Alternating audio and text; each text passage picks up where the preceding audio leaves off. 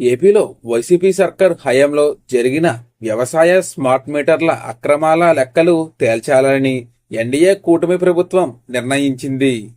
ఇందులో భాగంగా గత 5 ఏళ్లలో జరిగిన బిల్లులు చెల్లింపు, సామాగ్రి కొనుగోలుపై సమగ్ర ఆడిట్ చెయ్యాలి అని భావించింది. అయితే ప్రస్తుతం తిరుపతిలో వైసీపీ హయాంలో జరిగిన స్కామ్ వెలుగులోకి వచ్చింది. ఆదాని స్మార్ట్ మీటర్ల ప్రాజెక్టులో ఉద్యోగాలు పేరుతో మోసంపై ఆదాని కంపెనీ ప్రతినిధి పోలీసులకు ఫిర్యాదు చేశారు. ఈ కేసులో కడపకు చెందిన 3 అరెస్ట్ చేశారు. 100 మంది నుంచి 3 లక్షల చొప్పున వసూలు చేసినట్లు తెలుస్తోంది. అంటే దాదాపు 3 కోట్ల రూపాయలు.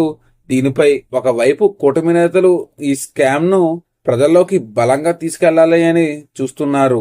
ఇంత భారీ కుంభకోణం జరగడంతో వైసీపీ సోషల్ మీడియా ఒక్కసారిగా అలర్ట్ అయింది. మరి దీనిపై మీరేమంటారో కామెంట్లో తెలియజేయండి. మరిన్ని వీడియోస్ కోసం మన ఛానల్ ని సబ్స్క్రైబ్ చేసుకోండి. Thank you friends.